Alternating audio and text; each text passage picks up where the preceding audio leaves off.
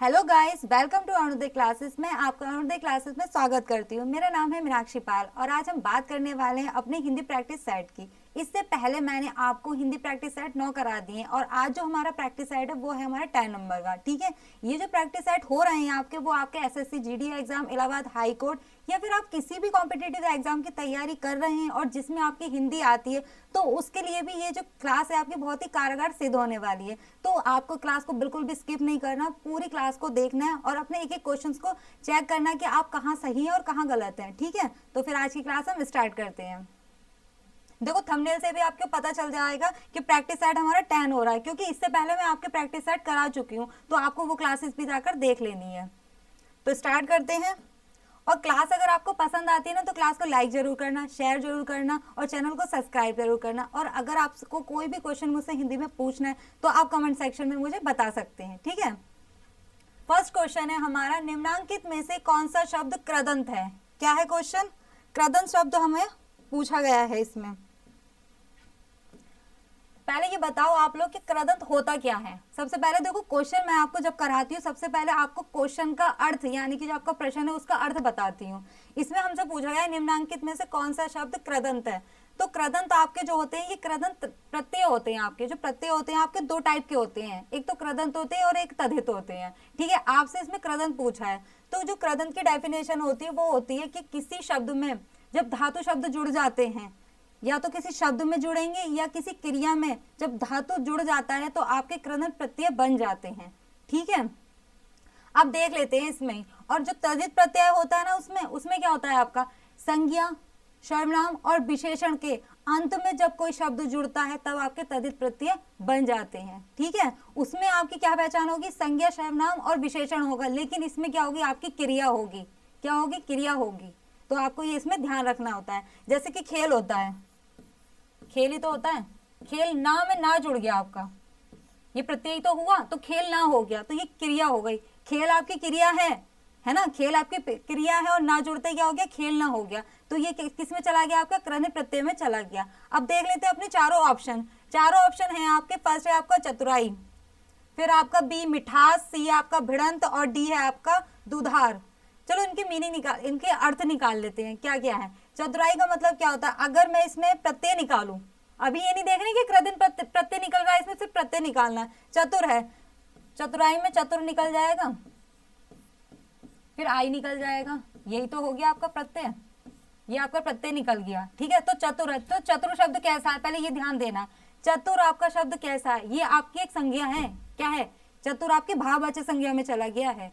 ठीक है, और हमें क्या ढूंढना है, क्रिया ढूंढनी है, तो चतुर आपकी क्रिया नहीं है। अब दूसरा देख लेते हैं, मिठास।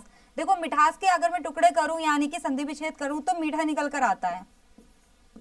मीठा प्लस आस कह सकते हो, है ना, मिठास, यही तो निकलेगा। अब मीठा क्या है, क्रिया है क्या कोई आपकी? क्रिया थोड़ी निकल रही है, हमें तो क्रिया देखनी है। मिठास है, मीठा निकल गया है, ये भी आपकी क्या चली गई है, ये आपका विशेषण हो गया। कहते हैं ना मीठा व्यक्ति या मीठा फल। देखो, मीठे को थोड़ा अलग टाइप में मत लेकर जाना, मीठा व्यक्ति इसलिए कह रही है, ये मीठा फल, तो वो फल की विशेषता बताई जा रही है उसमें। ठीक है, तो विशेषता बताई जा रही है, लेकिन हमें क्या ढूंढनी है, क्रिया। तीसरा देख लेते हैं, भिड़ंत। भिड़ंत में क्या है, भीड़ आ जाएगी आपकी, भीड़ आ जाएगी और अंत आ जाएगा, तभी तो भिड़ंत बनेगा। तो भीड़ कैसा शब्द है आपका, भीड़ कैसा शब्द है आपका, भिड़ना यानी कि लड़ना, भिड़ंत मतलब यही तो होता है ना, लड़ाई को तो कहते हैं। तो भीड़ है आपकी, तो भीड़ कैसा शब्द है, ये आपकी क्रिया है। क्या है आपकी, ये आपकी क्रिया है, और यही हमें क्या करना था, ढूंढना था। ठीक है, फिर भी हम डी ऑप्शन पढ़ लेते हैं, दुधार। दुधार में अगर हम निकालेंगे तो इसका क्या निकलेगा, देखो, दूध प्लस धार ही तो निकल जाएगा। क्या निकलेगा, दूध प्लस धार, आर निकलेगा भाई, बड़ा है ना, दुधार। तो दूध क्या है, ये भी आप द्रव्यवाचक हो गई है, क्या द्रव्यवाचक संज्ञा है। हमें ढूंढनी है क्रिया, क्रिया हमें किस में मिली है, सी में, भिड़ंत। जब भीड़ में अंत जुड़ेगा तभी तो भिड़ंत होगा, और भीड़ना क्या होता है आपका, क्रिया होती है, और यही हमारा क्या हो जाएगा, कृदंत प्रत्यय हो जाएगा। यानी कि जो फर्स्ट ऑप्शन है हमारा, सॉरी, यानी कि फर्स्ट क्वेश्चन का जो आंसर है वो हमारा सी हो जाएगा, सी हमारा राइट आंसर है। ठीक है, बढ़ते हैं अपने नेक्स्ट क्वेश्चन की ओर। देखो, नेक्स्ट क्वेश्चन क्या है, निम्न में से कंठे ध्वनि कौन सी है। कंठे ध्वनि, देखो ध्वनि आपकी बहुत सारी होंगी, आप लोगों ने पढ़ी होगी, कंठ, तालव्य, मूर्धन्य, है ना, दंतोष्ट्र, सॉरी दंत, फिर औष्ट्र और नासिक्य ध्वनि, आपसे इनमें पूछा गया है। तो मैं आपको बता देती हूँ, आप लोगों ने वो पढ़े होंगे, आपके जो वर्ग होते हैं, जो 5 वर्गों में आपके स्पर्श व्यंजनों को बांटा गया, का वर्ग, चा वर्ग, टा वर्ग, ये पढ़े होंगे ना आप लोगों ने। मैं यहाँ नोट कर देती हूँ। सबसे पहला आपका का वर्ग आता है, का वर्ग आ जाता है, फिर चा वर्ग आता है, फिर टा वर्ग आता है, फिर ता वर्ग आता है आपका, फिर क्या आता है, क च टा ता, पा वर्ग आता है। 5 वर्ग होते हैं आपके। देखो ये एक तरीके से मैं आपको ट्रिक बता रही हूँ इन तक पहुंचने के लिए। तो जो का वर्ग होता है उसमें आता है आपका कंठ, कंठे आता है आपका कंठ, कंठे आता है और इसमें सारे का वर्ग आ जाते, का वर्ग है इसमें कंठे आ जाता है आपका, क्या आ जाता है आपका, कंठ आ जाता है। फिर आता है आपका तालु, कंठ के बाद में देखो पहले कंठ आएगा, फिर तालु अंदर की चीज आएगी, फिर आपका मूर्धन्य आ जाएगा, मूर्धन्य आ जाएगा। मूर्धन्य के बाद में क्या आएगा, दंती तो आएंगे, अरे दांती तो आएंगे, तो क्या आ जाएगा, दंत आ जाएगा। फिर आता है आपका ओष्ठ। ये एक ट्रिक है जो आपको बहुत ही ज्यादा आगे, बहुत ही ज्यादा क्या होगी, बहुत ही ज्यादा आपको महत्वपूर्ण हो जाएगी और हेल्पफुल हो जाएगी बहुत ज्यादा, इसलिए बता रही हूँ। देखो कैसे, का वर्ग में आपका कंठ आ रहा है, चा वर्ग में तालु आ रहा है, टा वर्ग में आपका मूर्धन्य और ता वर्ग में दंत और पा वर्ग में ओष्ठ। एक होता है आपका नासिक्य, नासिक्य में क्या होते हैं, जो इनके 5 वर्गों के अंतिम शब्द होते हैं आपके, जो ड़ा डा डा आपने पढ़ा होगा ना, वो 5 आपके नासिक्य में आ जाते हैं, पंचों वर्ण जो होते हैं। ठीक है, अब देख लो, इन्होंने पूछा कंठ ध्वनि कौन सी होती है, तो कंठ में आपको मैंने बताया का वर्ग आ रहा है। का वर्ग में कौन कौन सी होते हैं, लिख लेते हैं यहाँ पर। का में होता है, का आता है, खा आता है, गा आता है, घा आता है और ला आता है। देख लो भाई, ऑप्शन में अगर ये इन चारों में से 2 भी मिल रहे हैं ना, तो वही हमारा राइट आंसर हो जाएगा। देख लेते हैं, फर्स्ट में जा जा, देखो ये तो दोनों सेम है। फिर टाड़ा है, इसमें से कोई मैच, का खा, देखो ये रहा सी नंबर का। यारा, ये तो अलग चीज हो गई है, यार आपके इसी में ही जुड़ा है लेकिन अलग है। तो का वर्ग में आ गया आपका कंठ, और चा वर्ग में तालु, टा वर्ग में मूर्धन्य, ता वर्ग में आपका दंत और पा वर्ग में आपका ओष्ठ है। यही आपकी पहचान है इनको करने की। ठीक है, इन्होंने पूछा था हमसे कंठे ध्वनि कौन सी है, तो हमारी सी नंबर यानी कि आखा का जो है वो हमारी कंठे ध्वनि हो जाएंगी। ठीक है, तो हमारा सेकंड क्वेश्चन का आंसर क्या हो जाता है, सी हो जाता है। बढ़ते हैं अपने नेक्स्ट क्वेश्चन की ओर। नेक्स्ट क्वेश्चन है, वस्तु, स्थान, भाव या विचार के घोतक शब्द को क्या कहते हैं। ठीक है, वस्तु, स्थान, भाव या विचार के घोतक शब्द को क्या कहते हैं, विशेषण, विशेष्य, अव्यय या संज्ञा। बताना आपको इसका राइट आंसर। देखो एक डेफिनेशन होती है हमारी, क्या होती है, वस्तु, स्थान, भाव या विचार के नाम को, वो अब तक आपने किताबों में पढ़ी होगी, किसी व्यक्ति, वस्तु, भाव या स्थान के नाम को संज्ञा कहते हैं। यही तो पढ़ा है, यही तो लिखा है यहाँ पर, इससे आप कर रहे होगे कंफ्यूजन, है ना। बाकी तो सब है, वस्तु भी है, स्थान भी है, भाव भी है, विचार भी है, तो क्या होगी, संज्ञा ही होगी। संज्ञा ही तो है इसकी परिभाषा की, संज्ञा की परिभाषा ही तो लिखी है, जो आप तो बचपन से ही पढ़ते आ रहे हो, कौन सी नई चीज पढ़ा दी इसमें, है ना। तो क्या हो जाएगा, राइट आंसर हमारा थर्ड का डी हो जाएगा। बढ़ते हैं अपने नेक्स्ट क्वेश्चन की ओर। नेक्स्ट क्वेश्चन है हमारा, शुद्ध शब्द को स्त्रीवाचक बनाने के लिए किस प्रत्यय का प्रयोग किया जाएगा। देखो किसका प्रयोग कर रहा है, प्रत्यय का। प्रत्यय क्या होते हैं, प्रत्यय आपके वे शब्द होते हैं जो, सॉरी वे वर्ण होते हैं जो किसी शब्द के पीछे जुड़कर क्या होता है, उसका अर्थ परिवर्तन कर देते हैं या फिर उसकी विशेषता बना देते हैं, उसे प्रत्यय कहा जाता है। ठीक है, तो हमसे प्रत्यय पूछा है और किस में जोड़ना, शुद्ध में जोड़ना है। शुद्ध शब्द में देख लेते हैं आप अपने ऑप्शन में। ऑप्शन फर्स्ट है आपका ई। देखो शुद्ध है, मैं यहाँ लिख रही हूँ इसे, यही तो, इसमें मुझे पीछे की साइड में जोड़ना है, ई जोड़ दो, ये सुता ही हो गया। तो क्या इसका स्त्रीवाचक बन जाएगा, ये सुना है कभी आपने ऐसा वर्ड। फिर आपका आ है, ये जोड़कर देख लेते हैं, आ है ना बड़ा आ, यही तो बनेगा सुता, सुत का सुता। अच्छा एक बात बताओ, सुत का अर्थ क्या होता है, ये भी तो जान लो पहले, सुत का अर्थ क्या होता है। सुत का अर्थ होता है आपका पुत्र, तो पुत्र का हमें क्या बनाना है, पुत्री बनाना है, तो क्या बन जाएगा। तो मैंने जब जोड़ा फर्स्ट में तो सुता ही आ रहा है, इसका कोई अर्थ नहीं होता, फिर आ रहा है आपका सुता, और फिर अगर मैं नीचे जोड़ दूं सुता ही में, फिर वही वर्ड आ जाएगा सुतिक। सुतिक कोई शब्द होता है सुत का, पुत्र का पुत्री तो करना होगा। तो जो हमारा राइट आंसर है ना, वो हमारा बी है, सुता। सुता कहा जाता है पुत्री को, सुत मिस बेटा होता है और सुता मिस बेटी होती है। तो स्त्रीवाचक भी बन गया, ठीक है। सुत का स्त्रीवाचक क्या हो जाएगा, सुता हो जाएगा, और प्रत्यय कौन सा लग जाएगा, आ वाला लग जाएगा। यानी कि जो फोर्थ क्वेश्चन है उसका राइट आंसर क्या हो जाएगा हमारा, बी हो जाएगा। बढ़ते हैं अपने नेक्स्ट क्वेश्चन की ओर। नेक्स्ट क्वेश्चन है, निम्न में से ऋण शब्द कौन सा है। ऋण शब्द बताने हैं हमें। देखो पहले जान लेते हैं ऋण शब्द क्या होते हैं। ऋण शब्द क्या होते हैं, देखो ऋण शब्द क्या होते हैं, आपके मूल शब्द होते हैं, ये मूल शब्द होते हैं। और जब इनके हम दो खंड करते हैं यानी कि दो टुकड़े करते हैं तो कोई सार्थक अर्थ नहीं निकलता, यानी कि कोई भी अर्थ प्रकट नहीं करते हैं, ठीक है। जैसे दिन होता है, दिन हो गया, कल हो गया, अगर मैं इनका सदी विच्छेद कर दूं यानी कि दो भागों में तोड़ दूं इसे, तो क्या बन जाएगा, क्या बन रहा है, देखो का प्लस ला, ना तो इसका कोई अर्थ प्रकट हो रहा है ना इसका, ये तो वर्ण हो गए, खंड करने पे कोई अर्थ प्रकट नहीं करते हैं ये, तो ये होते हैं आपके ऋण शब्द। अब इनमें से ही हमें ढूंढना है, पहले पढ़ लेते चारों ऑप्शन, ऋण तो पता चल गए क्या होते हैं। फर्स्ट है आपका वैभव। वैभव के अगर मैं टुकड़े कर दूं तो कुछ मिलेगा, बताइए, बे प्लस भव।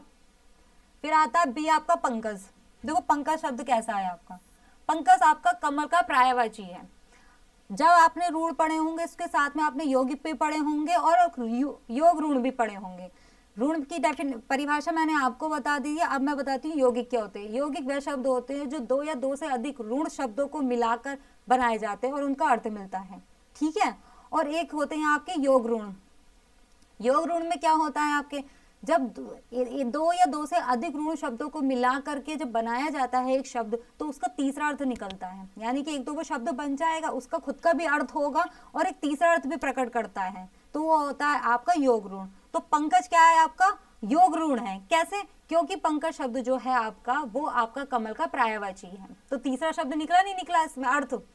जलज है ये भी पंकज का यानी कि कमल का पर्यायवाची। मलयज भी आपका जो है कमल का ही पर्यायवाची है। अब देखो तीनों ऑप्शन तो हमारे हट गए, बचा एक ही वैभव। वैभव ही हमारा राइट आंसर है, जो इसका मीनिंग होता है ना वो होता है ऐश्वर्य। वैभव का मतलब होता है ऐश्वर्य, धनवान व्यक्ति जो कहा जाता है, ठीक है, उसे कहा जाता है ऐश्वर्य और धनवान, ठीक है। तो वैभव का कोई टुकड़े करने पर कोई अर्थ प्रकट नहीं हो रहा, इसीलिए क्या हो जाएगा, ये ऋण शब्द हो जाएगा। तो 5 का हमारा राइट आंसर क्या हो जाएगा क्वेश्चन का, ए हो जाएगा। बढ़ते हैं अपने नेक्स्ट क्वेश्चन पर। देखो क्लास अगर आपको पसंद आ रही हो तो क्लास को लाइक जरूर करना, शेयर जरूर करना और चैनल को सब्सक्राइब करना। चैनल को सब्सक्राइब करने के साथ साथ क्या करना, बेल आइकन को प्रेस करना, ताकि जब भी क्लास हो तो आपको नोटिफिकेशन मिल जाए। हिंदी प्रैक्टिस सेट के साथ में आपके बहुत सी क्लासेस चल रही हैं, रीजनिंग की हो गई, हिंदी की भी क्लास चल रही है। जब आप प्रैक्टिस ऐड करोगे तो आपको क्या करना, हिंदी की क्लास भी देख लेनी, क्योंकि देखो क्लास लोगे तो आपको पहले क्या है क्वेश्चन मतलब आराम से समझ में आ जाएगी कि हिंदी की क्लास में आपको क्या क्या पढ़ाएगा, फिर हम प्रैक्टिस सेट पर आ जाएंगे। और वैसे भी अगर आप यहाँ क्लास नहीं ले रहे हो हिंदी तो आप हिंदी जरूर पढ़ रहे होंगे, तो प्रैक्टिस सेट जैसे क्या है आपका रिवीजन हो रहा है, क्योंकि आपके एग्जाम के ज़्यादा दिन नहीं रह गए हैं। जिस भी अगर वैसे एसएससी जीडी के तो बिल्कुल भी टाइम नहीं है देखा जाए तो आपको क्या करना है, ज़्यादा से ज़्यादा अपनी प्रैक्टिस करनी है, प्रैक्टिस पे ज़्यादा फोकस करना है इस टाइम पे। पढ़ते भी रहो साथ साथ में क्या प्रैक्टिस करते रहो। अगर आपने एक टॉपिक कंप्लीट करा फिर आपने क्या करा, 10 प्रैक्टिस सेट हो जाएंगे आज आपके, आपने फर्स्ट देख लिया, फिर पढ़ा अपना, फिर दूसरा प्रैक्टिस सेट देख लिया, इससे क्या हो रहा है आपका रिवीजन हो रहा है। तो रिवीजन करना भी बहुत जरूरी है। देख लेते हैं 6 क्वेश्चन में क्या है, स्वरों को किस अन्य एक नाम से भी जाना जाता है। स्वरों को, स्वर क्या होते हैं अपने वर्णमाला में, स्वर और व्यंजन ही तो होते हैं, यही तो होता है, स्वर होते हैं और व्यंजन होते हैं। तो इन्होंने कहा स्वर को किस अन्य एक नाम से भी जाना जाता है, कोई और नाम भी है स्वर का। देख लेते हैं ऑप्शन। देखो मान लो हमें पता ही नहीं है, ऑप्शन से तो कर सकते हैं ना हम। फर्स्ट है हल, बी आपका अज, सी आपका लुप्त, फिर डी आपका मूर्धन्य। देखो मूर्धन्य तो हो नहीं सकता, क्यों नहीं हो सकता, क्योंकि देखो मूर्धन्य आता है आपके चा वर्ग में आ जाता है, टा वर्ग में, मैंने आपको बताया। तो क्योंकि ये तो व्यंजन में है, ये तो व्यंजन का पार्ट है, मूर्धन्य जो है आपका ईश्वर व्यंजन में जाता है, तो ये तो स्वर हो ही नहीं सकता, हट गया एक ऑप्शन। लुप्त तो स्वर होते ही नहीं आपके ये वाले। लुप्त में क्या आता है, ओम आ जाता है आपका, ऊ आ जाता है, ऐसे शब्द आते हैं, तो लुप्त स्वर तो हो ही नहीं सकते, ठीक है। फिर आता है आपका बी और ए और बी, हल और अज। तो मैं देखो पहले इसका राइट आंसर बता देती हूँ, इसका जो राइट आंसर है वो आपका हल है। अब वो कैसे वो मैं आपको बताती हूँ। हिंदी के साथ साथ अगर जो लोग भी संस्कृत पढ़ते होंगे उन्होंने जरूर पढ़ा होगा, संस्कृत में भी आपकी संधि होती है। क्या होती है, संधि होती है। उसमें आपकी 3 संधि होती है, कौन कौन सी होती, एक हल संधि होती है, एक अच संधि होती है, एक विसर्ग संधि होती है। हल संधि जो होती है वो आपका स्वर का नाम है संस्कृत में, और अच संधि जो है वो आपकी व्यंजन संधि होती है, और विसर्ग संधि वहां पर भी आपकी विसर्ग संधि रहती है। ठीक है, तो इसीलिए स्वर को दूसरे नाम से जाना जाता है, हल के नाम से जाता है, वो भी किसमें, संस्कृत में। तो इस बात को ध्यान से आपने नोट कर लेना जिसमें भी आप नोट्स बना रहे हो, क्योंकि जो हल है वो आपका स्वर का ही पार्ट है, यानी कि स्वरों को हल भी कहा जाता है और व्यंजन इसे कहा जाता है। अच क्या है, आपकी व्यंजन है। क्वेश्चन ऐसे भी तो पूछा जा सकता है ना कि व्यंजन का दूसरा नाम क्या है, तो आपको अच कर देना, जैसे इसमें स्वर का दूसरा नाम पूछ लिया, और विसर्ग संधि आपकी विसर्गी रहती है। ठीक है, तो राइट आंसर क्या हो गया हमारा 6 का ए हो गया है। बढ़ते हैं अपने नेक्स्ट क्वेश्चन की ओर। नेक्स्ट क्वेश्चन है, निम्न में से महाप्राण वर्ण कौन से हैं। महाप्राण, पहले यही जान लेते हैं महाप्राण क्या होते हैं। देखो, परिभाषा के हिसाब से बताऊं या फिर अपनी परिभाषा के हिसाब से बताऊं। परिभाषा ये कहती है कि जिन वर्णों के उच्चारण में वायु ज्यादा निकलती है मुख से उसे महाप्राण कहते हैं, और जब वायु कम निकलती है तो उसे अल्प प्राण कहते हैं। और परिभाषा तो वैसे पूछ ही नहीं जाती, हमें तो अपने आंसर तक पहुंचना है। तो हमें क्या करना, महाप्राण कौन से होते हैं। देखो, मैंने अभी वर्ग बताए थे आपको, 5 ही होते हैं वो। का वर्ग होता है,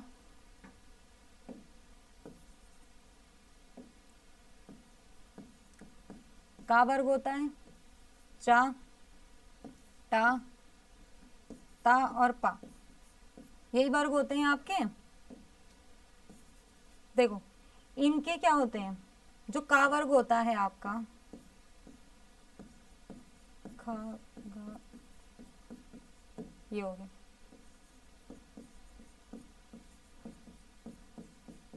यही तो होते हैं। तो जब इस का वर्ग का हो या किसी भी वर्ग का दूसरा और चौथा शब्द जो होता है वो आपका कहलाता है क्या, महाप्राण। ध्यान देना, का वर्ग हो, 5 वर्गों में से अगर उस वर्ग का दूसरा और चौथा जो वर्ण होता है वो आपका महाप्राण कहलाता है। बचा क्या, पहला, तीसरा और पंचम, ये आपका अल्प प्राण कहलाता है। ठीक है, नोट कर लेना जहां भी आप अपने नोट्स बना रहे हो वहां पर। ठीक है, किसी भी वर्ग का दूसरा और चौथा वर्ण आपका महाप्राण कहलाता है, पहला, तीसरा और पंचम जो होता है वो आपका अल्प प्राण कहलाता है। ठीक है, ये वाली डेफिनेशन आप नोट कर लेना। क्या है, दूसरा चौथा वर्ण क्या है, महाप्राण है, महाप्राण है। और क्या है, पहला, तीसरा और पंचम आपका वर्ण जो है वो क्या कहलाता है, आपका अल्प प्राण कहलाता है,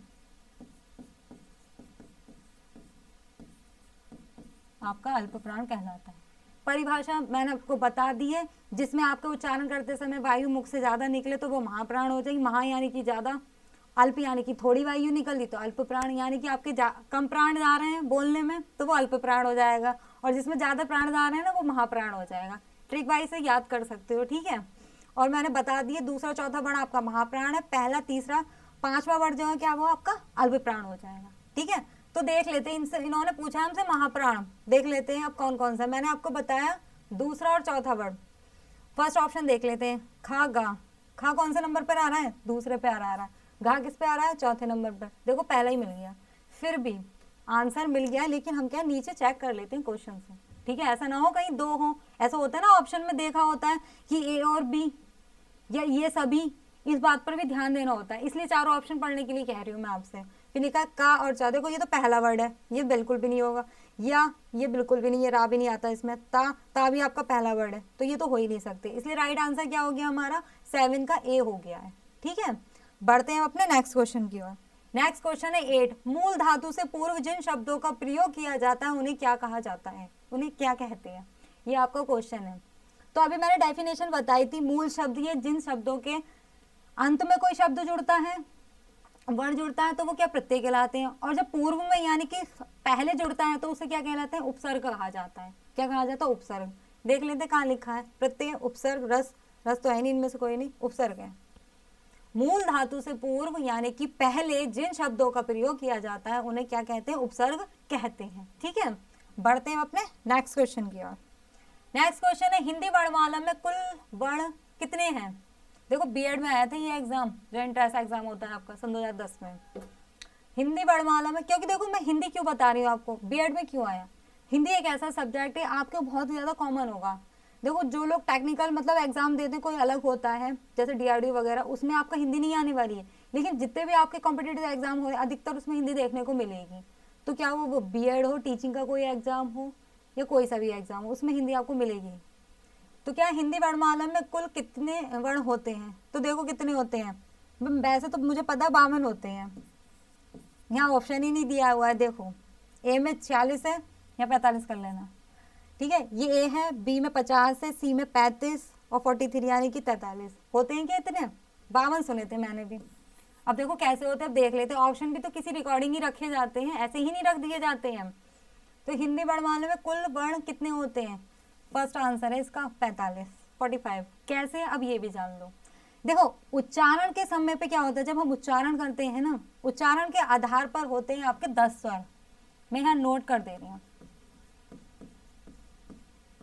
उच्चारण के आधार पर, उच्चारण के आधार पर 10 तो आपके स्वर होते हैं और 35 आपके व्यंजन होते हैं। क्या होते हैं, 35 आपके व्यंजन होते हैं, और 10 और 35 मिला के कितने हो जाते हैं हमारे, 45 हो जाते हैं। तो इन्होंने उच्चारण के हिसाब से पूछा। ये मत सोच लेना कि 52 होते हैं, 50 गलती से लिख दिया होगा, 50 पर टिक करके आ जाओ, गलत हो जाएगा आपका क्वेश्चन। मैं क्या कह रही हूँ आपसे कि 50 लिखा है, आप सोचो कि मिस प्रिंटिंग हो गई है एग्जाम में, तो हम 52 के चक्कर में 50 पे टिक कर जाए तो गलत हो जाए। इन्होंने उच्चारण के हिसाब से पूछा है, कंफ्यूज कर दिया क्वेश्चन में। ये नहीं कहा कि उच्चारण के, ये लेखन में, और लेखन के हिसाब से कितने होते हैं, 52 होते हैं। वो आपको पता है कि 13 आपके स्वर होते हैं, 33 आपके व्यंजन होते हैं, उसमें 4 संयुक्त भी जुड़े हुए होते हैं आपके। तो क्या हो जाएगा इसका राइट आंसर 45 हो जाएगा। ठीक है, तो क्या है 9th क्वेश्चन का राइट आंसर हमारा ए हो जाएगा। बढ़ते हैं अपने नेक्स्ट क्वेश्चन पर। 10th, स्थान के आधार पर बताइए कि मूर्धन्य व्यंजन कौन से हैं। देखो अभी मैंने टेबल बनाकर दिखाई थी का वर्ग, खा वर्ग और गा वर्ग की, जितनी भी थी आपकी, सॉरी का वर्ग की, चा वर्ग की, ठीक है। तो उसमें मैं आपको बता दूं, सबसे पहले क्या आता है, कंठ आता है, कंठ आता है, फिर तालु आता है, फिर क्या आता है, कंठ तालु मूर्धन्य, कंठ तालु मूर्धन्य, फिर क्या आएगा आपका, दंत, फिर ओष्ठ। इसमें क्या बताया था, का वर्ग, चा वर्ग, टा वर्ग, टा के वर्ग के बाद में ता वर्ग, फिर आपका पा वर्ग।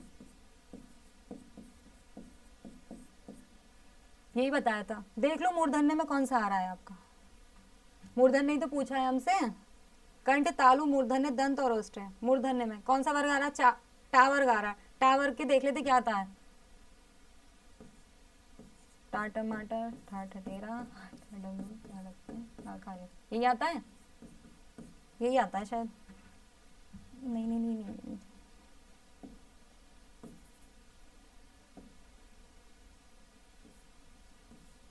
ये आता है, देख लो। अगर इनमें से कोई भी शब्द इसमें मिल रहा है ना तो वही हमारा राइट आंसर हो जाएगा। मूर्धन्य में जा झा ये भी नहीं है, गा घा ये भी नहीं, पा फा ये भी नहीं है, एक ही बचा डा ढा। देखो ये रहा डा ढा, मिल गया नहीं मिल गया। इस टेबल को आप अपने नोट्स में बना लेना, ये बहुत ही ज़्यादा हेल्पफुल है, ठीक है। और अगर किसी को सीरीज याद नहीं रहती तो मैं बता रही हूँ सीरीज का क्या है, ये तो आप पढ़ ही रहे हो, इस पर व्यंजन में शुरू से ही पढ़ रहे होंगे, सर ने भी आपको पढ़ाया होगा। नहीं देखी हिंदी की क्लास तो आप जाकर देख लेना, ठीक है। तो कावर्ग, चावर, टावर, तावर ये रहते ही हैं आपके। इनकी सीरीज मैं आपको बताती हूँ। जब हम उच्चारण करते हैं सबसे पहले कंठ आता है, फिर हमारा तालु आता है, तालु के बाद मुख आता है, मुख से ही तो बोलोगे, पहले यहाँ आ जाएगी बात, फिर यहाँ, फिर मुख, फिर आपका दंत आता है, फिर लास्ट में होस्ट आते हैं, लास्ट में उठाते ही नहीं आते। तो ये भी सीरीज आपकी तैयार हो गई। तो बस सीरीज बनानी है आपको, एक तरीके से श्रेणी बनानी है और अपने आंसर तक पहुंच जाना है। मैंने आपको बता दिया 10th का राइट आंसर क्या हो जाएगा, डी हो जाएगा। बढ़ते हैं अपने नेक्स्ट क्वेश्चन की ओर। नेक्स्ट क्वेश्चन है, निम्नांकित में से बताइए कि नवीन विकसित ध्वनियां कौन सी हैं। नवीन विकसित यानी कि नई बनी है कोई, देख लेते कौन सी है। शा शा, बी है ए और ओ, सी है ऊ बड़ा ऊ, डी आपका खा और गा। कौन सी होंगी, ये तो सब पुरानी है, ये भी पुरानी है, ये भी पुरानी है, ये भी पुरानी है, ये है नई। देखो नई कैसी, ये बात भी और बता देती हूँ। देखो ये तो सबने पढ़े हैं, छोटा बड़ा तो बचपन से ही पढ़ते आ रहे हैं, जब से एडमिशन लिया होगा ना छोटा बड़ा ही पढ़ा होगा और अभी तक छोटा बड़ा ही पढ़ रहे हो। तो आपके क्या आते हैं, यहाँ तक तो सब बच्चे पढ़ लेते हैं बड़ा ऊ तक, है ना। ये जो शाह और शाह ये आपके नए हैं बने हुए, क्यों है बने हुए नए, देखो ये व्यंजन में भी आ जाते हैं, वर्णमाला में 52 अक्षर करने के बाद में भी आ जाता है, ये ऊष्म व्यंजन में चले जाते हैं आपके, इसलिए नवीन विकसित हैं इन चारों ऑप्शन के रिकॉर्डिंग कह रही हूँ मैं, ठीक है। तो ये नवीन विकसित हो जाएंगे आपके, और ऊष्म व्यंजन भी इसमें ही आते हैं। बढ़ जाते हैं अपने नेक्स्ट क्वेश्चन की ओर। नेक्स्ट क्वेश्चन है स्त्रीत्व में कौन सी संज्ञा है। देखो एक तो होता है आपका स्त्री, लेकिन ये लिखा है स्त्रीत्व, ध्यान रखना, यानी कि स्त्री का अस्तित्व कह सकते हैं इसको, यानी कि स्त्री की पहचान या अस्तित्व, कहते हैं ना इंसान का अस्तित्व। तो जातिवाचक संज्ञा है, भाववाचक संज्ञा है, द्रव्यवाचक संज्ञा है, व्यक्तिवाचक संज्ञा है। देखो मैंने आपको डेफिनेशन कराई थी, मैंने परिभाषा नहीं बताई थी, सिर्फ ऐसे ही समझाया था। जब इंसान के काम के बारे में जाना जाता है तो वो उसका कहलाता है जातिवाचक, जैसे क्रिकेटर हो गए, टीचर हो गए, लॉयर हो गए, डॉक्टर हो गए। मैं किसी भी डॉक्टर का नाम मैं बोल दूं कि ऐसे ये डॉक्टर है, तो वो क्या हो गई, उनकी जाति हो गई, यानी कि वो जातिवाचक में चले जाए। अब मैं किसी डॉक्टर का नाम ले दूं, फेमस डॉक्टर का नाम ले दूं, तो वो उसमें चले जाएंगे, व्यक्तिवाचक में चले जाएंगे, ठीक है। और यहाँ सिर्फ आपको दिया है स्त्रीत्व, आप स्त्रीत्व ना पढ़ करके इसको खाली स्त्री पढ़ लो, तो स्त्री तो क्या होगी, जातिवाचक हो गई, लेकिन इसमें स्त्रीत्व दिया है, उसकी पहचान के बारे में बताया। अगर नाम होता तो व्यक्तिवाचक हो जाता, ये भी कट गया, जातिवाचक भी नहीं दे रखा इन्होंने, ये भी कट गया। द्रव्यवाचक, द्रव्य के लिए कोई पदार्थ थोड़ी ना दिया है, तभी तो द्रव्यवाचक होगा। द्रव्यवाचक जो होता है हमारा कोई पदार्थ थोड़ी ना है, सोना थोड़ी ना, चांदी थोड़ी ना है, जो इसे हम द्रव्यवाचक कह सकते हैं, ये भी हट गया। एक ही आंसर बचा भाववाचक। अब भाववाचक कैसे, वो भी मैं आपको बता देती हूँ। स्त्रीत्व का कहा है इन्होंने, तो क्या है, स्त्री का अस्तित्व के बारे में बताया। अच्छा, एक स्त्री हो या पुरुष का अस्तित्व हो, किसी का भी ले सकते हैं, तो जब उसके अस्तित्व के बारे में, उसकी पहचान के बारे में हम मन से ही तो सोचेंगे कि उसकी क्या पहचान है, ठीक है। ये हमने सोचने वाली बात है और भाव की वाली बात है, जो हमें दिखाई नहीं देगी, हमें उसकी पहचान करनी पड़ती है। कोई इंसान अच्छा है या बुरा है, उसके अस्तित्व से ही पता चलता है, उसे बात करने के बाद में पता चलता है। तो ये किस में चली जाएगी, आपके भाववाचक संज्ञा में चली जाएगी। तो 12th का राइट आंसर क्या हो जाएगा, बी हो जाएगा। बढ़ जाते हैं अपने नेक्स्ट क्वेश्चन की ओर। नेक्स्ट क्वेश्चन है आपका, प्रति उत्पन्नमति शब्द में कौन सा उपसर्ग है। देखो उपसर्ग पूछा है, उपसर्ग क्या होते हैं, जो मूल शब्दों में पूर्व जुड़कर क्या होता है उसका अर्थ परिवर्तन करते हैं। ये तो हाँ क्या है, परिभाषा है। और वैसे अगर सिंपल वर्ड में पढ़ो तो किसी भी शब्द के आगे कोई शब्द यानी कि वर्ड जोड़ने से क्या होता है, उसका अर्थ परिवर्तन हो जाता है, उसे उपसर्ग कहा जाता है। तो ये आपको एक वर्ड दिया है प्रति उत्पन्नमति, इसमें कौन सा उपसर्ग है। उपसर्ग यानी कि कोई आगे इसके जुड़ा हुआ है शब्द, तब ये बना है। कौन सा जुड़ा है अब देख लेते हैं। देखो कुछ नहीं करना है, पहले इसका संधि विच्छेद कर दो। ये लिखा है प्रति उत्पन्न मति लिखा है, ठीक है, यहाँ लिख लेते हैं प्रति उत्पन्न मति, ये तो लिखा है। थोड़ी देर के लिए इसे भूल जाओ, मति को इसे भूल जाते, प्रति उत्पन्न पर देख लेते हैं। जब मैं इसका संधि विच्छेद करूंगी तो क्या बनेगा, प्रति उत्पन्न, यही तो बनेगा, प्रति उत्पन्न मति, ये निकलेगा इसका संधि विच्छेद सही से किया जाए तो। प्रत्यय लिखा हुआ है, प्रत्यु लिखा हुआ है, लेकिन जब संधि विच्छेद करेंगे तो प्रति उत्पन्न हो जाएगा, ये ऊ इसके साथ जुड़ जाएगा, है ना। तो प्रति उत्पन्न हो गया। अब देखना है इसमें उपसर्ग, तो क्या हो गया, देखो यहाँ निकल रहा है सीधे, प्रति होगा इसका उपसर्ग, प्रति उत्पन्न मति का। और ये मति अगर शब्द को हटा दें अति हो जाता तो इसमें प्रत्यय जुड़ जाता, लेकिन उन्होंने उपसर्ग पूछा और प्रति क्या है हमारा, उपसर्ग हो गया। प्रा नहीं होगा इसमें, ऑप्शन पढ़ लेते हैं। प्रा वैसे निकाल सकते हैं लेकिन निकलेगा नहीं क्योंकि प्रति निकल रहा है, तो ये है नहीं, बी राइट आंसर होगा। प्रत्यु नहीं निकल सकता क्योंकि ये कोई उपसर्ग नहीं है। कभी सोचो कि प्रत्यु निकाल लो, ये उत्पन्नमति अलग हो गया, ये ऐसे नहीं होगा। जितने उपसर्ग होते हैं उसी के हिसाब से होते हैं। क्लास आप देख लेना, सर ने करा दी होगी आपको, तब उसमें आपको पता चल जाएगा कि कितने उपसर्ग होते हैं आपके, ठीक है। तो क्या हो जाएगा इसका राइट आंसर, प्रति हो जाएगा, यानी कि 13 का बी हो जाएगा। बढ़ते हैं अपने नेक्स्ट क्वेश्चन की ओर। नेक्स्ट क्वेश्चन है 14, हिंदी वर्णमाला में मूल स्वर कितने हैं। स्वर पूछे हैं, देखो क्वेश्चन ध्यान से पढ़ लेना, मूल शब्द नहीं पूछे हैं, मूल स्वर पूछे हैं। स्वर कितने होते हैं, 6, 4, 7, 2। अब सब सोच रहे होंगे स्वर तो 13 पढ़े हैं, यहाँ तो ऑप्शन ही नहीं है 13 का, 6, 4, 7, 2 कैसे दे दिया ये, है ना। कितने पढ़े, 13 ही तो पढ़े हैं सबने। बता देते हैं कितने होते हैं। देखो 4 होते हैं आपके मूल, कितने होते हैं, 4 होते हैं। मूल स्वर नोट कर लेना अपनी नोट्स में, कौन कौन से हैं?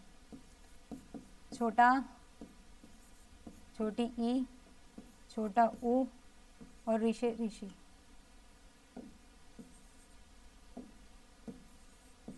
क्या हो रहा है आज?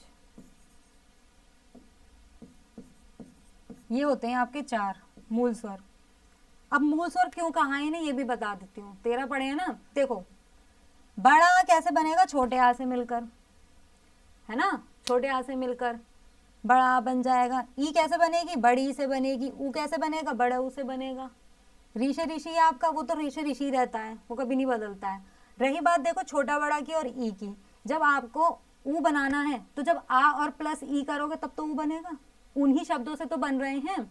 ओ भी बनाओगे तब क्या करोगे आप लोग? आ और ई को लेकर ए बनाओगे तो उनसे क्या हो रहे हैं? आपके शब्द बन रहे हैं। इन्हीं चारों से आपके और स्वर बन रहे हैं, इसीलिए इन्हें 4 मूल स्वर का नाम दिया गया है। हम व्यंजन का उच्चारण कैसे करते? बिना स्वर के कर सकते? नहीं कर सकते। आते ही ना उसमें, जब हम व्यंजन पढ़ते हैं तो स्वर की आवाज आती है, तभी तो कहते हैं कि व्यंजनों का उच्चारण जो है स्वर के बिना नहीं हो सकता। तो इन 4 मूल स्वर के बिना क्या हम और मूल जो स्वर हैं वो उनको नहीं बना सकते हैं, इसीलिए इन्हें मूल स्वर कहा गया। चारों को नोट कर लेना अपने नोट्स में, अगर आपके नहीं लिखे हुए पास में। तो 14 का राइट आंसर क्या हो जाएगा? हमारा बी हो जाएगा। ठीक है, 4 होते हैं। बढ़ते हैं अपने नेक्स्ट क्वेश्चन की ओर। नेक्स्ट क्वेश्चन है 15। निम्नलिखित में से ऋण शब्द कौन सा है? देखो ऋण शब्द फिर से पूछ लिया आपने। ऋण शब्द क्या होते हैं?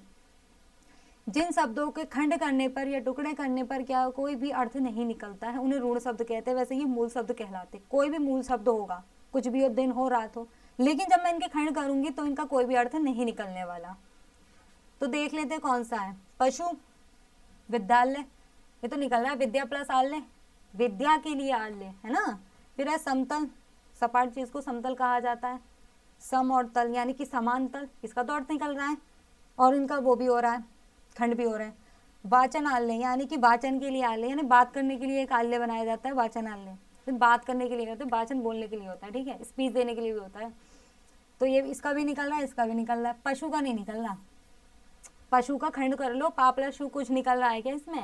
ये तो किसी जानवर के बारे में हो गया, जातिवाचक हो गई, ये तो संज्ञा हो गई। हमसे क्या पूछा है इन्होंने? ऋण शब्द। ठीक है, तो क्या हो जाएगा हमारा? ए इसका राइट आंसर हो जाएगा। बढ़ते हैं अपने नेक्स्ट क्वेश्चन की ओर। नेक्स्ट क्वेश्चन है जो धातु या शब्द के अंत में जोड़ा जाता है उसे क्या कहा जाता है? देखो अभी इससे पहले क्वेश्चन कराया था, उसमें लिखा था साफ साफ कि जो धातु यानी कि जो शब्द के पूर्व में जुड़ा जाता है तो उसे उपसर्ग कहा जाता है। उसी का उल्टा कर दिया इन्होंने। क्या है? जो धातु या शब्द के अंत में जोड़ा जाता है उसे क्या कहेंगे? उपसर्ग। उपसर्ग तो होगा नहीं, अभी बता दिया पीछे। अव्यय, समास, समास नहीं होते, प्रत्यय होते हैं आपके। इजी था ये तो। बढ़ते हैं अपने नेक्स्ट क्वेश्चन की ओर। ऐसे शब्द, ऐसा अगर क्वेश्चन आ गया आप तो खड़ा खड़ा करके आओगे, है ना। जब पढ़ोगे तो प्रैक्टिस करोगे, हो ही जाएंगे, परेशान होने वाली बात ही नहीं है। अनुज शब्द को स्त्रीवाचक बनाने के लिए, अनुज शब्द को स्त्रीवाचक बनाने के लिए आप किस प्रत्यय का प्रयोग करेंगे? ठीक है, प्रयोग करते हैं या करेंगे? अनुज, पहले ये बताओ अनुज का अर्थ क्या होता है? मैं हमेशा अर्थ पे ज्यादा डिपेंड करती हूँ ना, जब भी कभी कोई, जब भी प्रैक्टिस सेट कराती हूँ तब से यही कहती हूँ इसका अर्थ बताओ पहले। तो मैं बता देती हूँ, अनुज का अर्थ होता है छोटा भाई। महाभारत रामायण देखी होगी सबने, उसमें कहते हैं ना, वो राम जी भी कहते हैं अपने भाई से अनुज ही कहते हैं। लक्ष्मण तो बहुत रेयर केस में मुझे लगता है सुना नहीं है मैंने, महाभारत बहुत देखी है, उसमें अनुज ही कहा जाता है। वो तो 5 भाई थे पांडव, अनुज ही कहते थे एक दूसरे को, मतलब छोटे भाई को। ठीक है, अनुज, तो अनुज कहते हैं छोटे भाई को। इसमें पूछा है अनुज शब्द को स्त्रीवाचक बनाने के लिए आप क्या प्रत्यय जोड़ेंगे? यानी कि इन चारों ऑप्शन में एक वर्ण ऐसा जोड़ना है जो क्या कर दे, इसे स्त्रीवाचक में बदल दे अनुज का। ठीक है, देख लेते हैं जोड़कर। देखो ई है अनुज में, यहाँ नोट कर रही हूँ, ई जुड़ जाएगा क्या? ये अनुजई होता है क्या ऐसा वर्ड? फिर बी को जोड़ लेते हैं, अनुजा, फिर अनुजई, फिर अनुजिक, इनका कोई मोल नहीं है। अनुजा, अनुजा होती है आपकी, क्या कह सकते हैं, अनुज में छोटा भाई हो जाएगा और अनुजा क्या हो जाएगी? छोटी बहन हो जाएगी। ठीक है, अगर किसी को पता है ना संस्कृत में बहन को क्या कहते हैं तो मुझे प्लीज कमेंट सेक्शन में जरूर बताना, मुझे भी नहीं पता है इसलिए पूछ रही हूँ आप लोगों से, बताना जरूर। जैसे आपने पढ़ा होगा ना, अग्रज को बड़ा भाई कहते थे, बड़े भाई को कहते हैं, अनु छोटे भाई को कहते हैं, बड़े भाई को भ्राताश्री भी कह देते हैं, तो बहन को क्या कहा जाता है ये जरूर बताना मुझे कमेंट सेक्शन में। ठीक है, तो इसका जो राइट आंसर हो जाएगा वो हमारा बी हो जाएगा। आ जुड़ रहा है इसमें, यानी कि बड़ा आ जुड़ रहा है तो अनुजा बन रहा है। ठीक है, तो 17 का राइट आंसर क्या हो जाएगा, बी हो जाएगा। बढ़ते हैं अपने नेक्स्ट क्वेश्चन की ओर। नेक्स्ट क्वेश्चन है शब्द व्युत्पत्ति के आधार पर बताइए कि कौन सा शब्द योग ऋण है। देखो योग ऋण पूछा है, योग ऋण क्या होते हैं, योग ऋण आपके वो शब्द होते हैं, दो शब्दों को जोड़कर एक शब्द बनाया, दो वर्णों को जोड़कर आपका एक शब्द बनाया जाता है, और वो शब्द जो है आपका अपना अर्थ भी प्रकट करता है और तीसरा अर्थ भी निकलता है उससे, तीसरी भी पहचान होती है। ठीक है, तो उसे कहते हैं, जैसे कि मैंने आपको बताया था पंकज, पंकज किसी का नाम भी होता है। ठीक है, और पंकज क्या है, आपका कमल का पर्यायवाची है, ये बताया था मैंने। इसका एग्जाम्पल इसमें देख लेते हैं, जलज, विनिमय, कुशल और पवित्र। पवित्र तो एक शब्द हो गया आपका, पवित्र तो आपका एक शब्द है। कुशल क्या कहते हैं ना, वह व्यक्ति अपने काम में कुशल है, तो ये तो हो नहीं सकता क्योंकि ये योग ऋण है, कोई तीसरा अर्थ तो थोड़ी ना प्रकट हो रहा है। विनिमय, विनिमय का मतलब होता है आदान प्रदान करना, आदान प्रदान करना होता है विनिमय। जलज, यही आपका राइट आंसर है। कैसे, जलज आपका क्या है, पंकज का पर्यायवाची है। अधिकतर ना इसमें मैं बताऊं योग ऋण शब्द जो होंगे आपके पर्यायवाची निकलेंगे, क्योंकि पर्यायवाची क्या होते हैं, एक के अनेक नाम। देखो मेरी परिभाषा के हिसाब से एक के अनेक नाम हो सकते हैं, और वैसे कहा जाता है समानार्थी शब्द, यानी कि समान अर्थ प्रकट करने वालों को पर्यायवाची शब्द कहते हैं, है ना। एक इंसान के 4 नाम हो सकते हैं, 3 नाम तो डेफिनेटली रखते ही हैं घर वाले, तो उसी की तरह पर्यायवाची भी होते हैं। तो उसी तरीके से पढ़ना है आपको, शुद्ध हिंदी डिटेल में मत जाओ, हिंदी पढ़ लो आराम से। तो क्या हो जाएगा, जलज है, ये किसका है, पंकज का पर्यायवाची, कमल का पर्यायवाची। तो क्या हो जाएगा, 18 का राइट आंसर हमारा ए हो जाएगा। बढ़ते हैं अपने नेक्स्ट क्वेश्चन यानी कि 19 पे। च, छ, ज, व और वहाँ ये ध्वनियां क्या कहलाती हैं, कंठ है, मूर्धन्य, तालव्य है, दंतोष्ठ है। बताओ क्या कहलाती हैं। अभी मैं 3 बार स्लाइड बना चुकी हूँ उसकी, कावर की और कंठ की, तालव्य की। अब तो आपको ही बताना पड़ेगा इसका राइट आंसर, अब दोबारा स्लाइड नहीं बनाऊंगी तीसरी बार। देखो मैं यहीं से बता देती हूँ, सबसे पहले शुरू में पढ़ो चा, छ, जा। तो ये चा वर्ग नहीं दिख रहा आपको, ये आपको चा वर्ग है, ये नहीं है आपका चा वर्ग है आपका। चा वर्ग में क्या आते हैं आपके,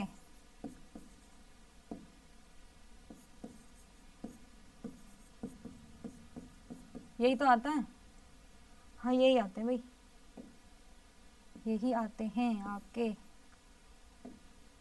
छा है ये। ठीक है, तो ये 5 हो गए, 5 ही होते हैं चा वर्ग में। देख लो अगर ये आ रहे हैं, यही है, देखो ये रहे, 3 तो मैच हो ही रहे, तो ये चा वर्ग में आ रहे हैं। चा वर्ग आपका किस में आता है ये बताइए आप। का वर्ग आया था कंठ में, फिर चा वर्ग आया था तालु में, यही बताया था।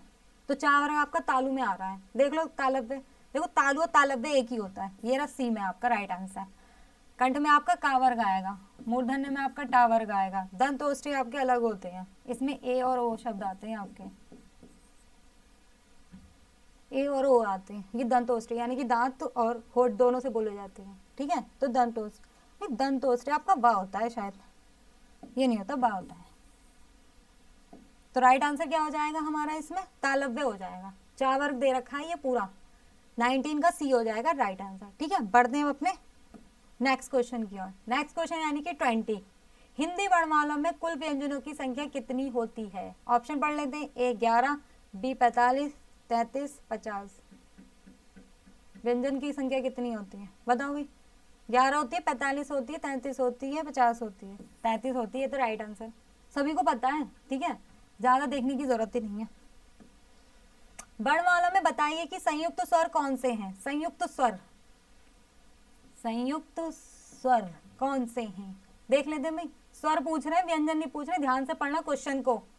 फर्स्ट में छोटा आ बड़ा, हाँ छोटा आ से बड़ा आ बन गया, तो ये तो खुद ही स्वर है, ये तो होगा नहीं। तो खुद मूल शब्द है, अभी बताए थे ना 4 मूल शब्द है, तो छोटा आ रहा है, इसमें तो हो ही नहीं सकता, ये थोड़ी ना मिलकर बनाए किसी से। बी है छोटी बड़ी, देखो ये भी नहीं हो सकता क्योंकि मैंने 4 आपको मूल शब्द बताए थे, जिसमें छोटा आ, छोटी ई, छोटा ऊ और ऋषि ऋषि बताए थे आपको, तो ये भी नहीं हो सकता। ये संयुक्त की बात कर रहा है, ई तो आपकी मूल वर्ण है, मिलकर थोड़ी ना बनी है किसी से, तो 2 ऑप्शन तो ऐसे हट गए। सी आपका जा और झा, देखो ये आ गए आपके व्यंजन में, इनका कोई लेना देना है नहीं, क्योंकि हमसे पूछा है स्वर, तीनों ऑप्शन हट गए, एक ही बचा है, यही होगा हमारा राइट आंसर। कैसे होगा ये भी बता देती हूँ, ए और ओ लिखा हुआ है। देखो ए शब्द कैसे बना आपका, जब आप आ प्लस ई को जोड़ोगे तो आपको मिलेगा ए शब्द, यही तो होता है। और जब आ प्लस ए को जोड़ोगे तो आपको मिलेगा ए से ऐनक। अब इसका देख लेते होगा, जब आ और ऊ जुड़ा होगा तब मिला होगा आपको ओ, और जब आ और औ जोड़ा होगा तो आपको मिला होगा औ से औरत वाला। ये है आपके संयुक्त व्यंजन। संयुक्त स्वर, ये भी ध्यान रखना, ये भी आपको संयुक्त में ही आएगा। ए जो है ये भी संयुक्त, ये भी संयुक्त, ये भी संयुक्त, लेकिन हमसे इन दो के बारे में पूछा था तो मैंने इसलिए ये स्लाइड बना दी। इसे भी आपको क्या करना है, नोट कर लेना है, ठीक है। तो इसका राइट आंसर क्या हो जाएगा, 21 का हमारा डी हो जाएगा। बढ़ते हैं अपने नेक्स्ट क्वेश्चन की ओर। नेक्स्ट क्वेश्चन है, हिंदी वर्णमाला में संयुक्ताक्षर कौन से हैं? संयुक्ताक्षर कितने होते हैं आपके, पहले ये बताना जरूर मुझे। वैसे 4 होते हैं, है ना, 4 होते, देख लेते हैं। ये संयुक्त अक्षर है, आ गया इसमें, ये तो वैसे हट गया। ऊ आ गया, ये भी हट गया। पा फा ये व्यंजन है आपके, नहीं नहीं इससे कोई मतलब नहीं है। वैसे पा आपका मिलकर बनाया किसी से, बा से फा, ये भी नहीं है। राइट आंसर आपका डी है। कैसे वो भी देख लेते हैं। शाह कैसे बनता है आपका, शाह बोलते हैं इसे, छा से छत्री, का हलंत शाह, ये मिलता है आपका छा से छत्री में। त्रा कैसे बना है, ता हलंत रा, हो गया आपका त्रा। या कैसे बना है आपका, सॉरी,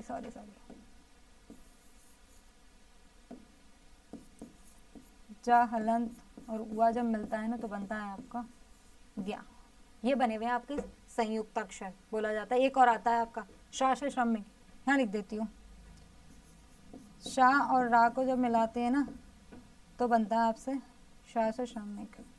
ये आपके 4 होते हैं, क्या संयुक्त अक्षर कहा जाता है। इन्हीं चारों को स्लाइड बना लेना, अगर नहीं हो किसी के पास लिखी हुई, वैसे होगी, सर पढ़ा रहे हैं आपको बताया जरूर होगा, लेकिन मैंने फिर भी एक बार क्या रिवीजन करा दिया। यही 4 होते हैं, हमसे 3 दिए गए थे, एक और भी दे सकता है किसी भी उसमें। तो 22 का राइट आंसर क्या हो जाएगा, डी हो जाएगा। बढ़ते हैं अपने नेक्स्ट क्वेश्चन की ओर। क्या है आपका सन 2009 में क्वेश्चन आया, निम्न में से बोध वर्ण कौन से हैं? देखो ये क्वेश्चन है थोड़ा अलग, अब तक जो पढ़े हुए थे ना वो तो पढ़े ही होंगे। बोध वर्ण कौन से, ये बताइए आप। माँ, खा, चा और हा, बताइए कौन सा होगा। देखो इसका राइट आंसर आपका डी है, हा। हा कैसे मैं बता दूं, हा आपका ऊष्म व्यंजन भी है, अघोष भी है, का वर्ग में भी आता है, ये नहीं कंठ में भी आता है आपका।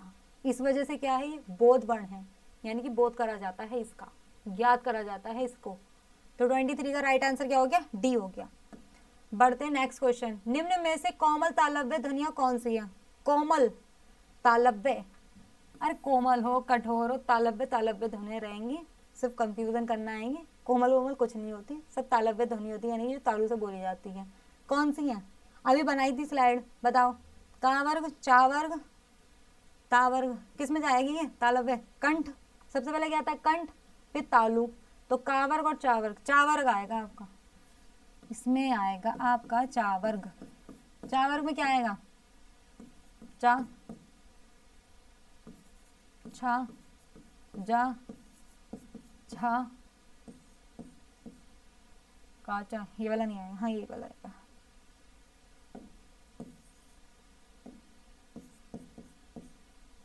ये आएगा, देख लो भाई, जिसमें ये शब्द होंगे ना वही होगा इसका राइट आंसर तालव्य का। देख लेते, चा लिखा है, डा का चा, ये रहा, सी हो गया, चा छा जहा, यही होगा इसका राइट आंसर।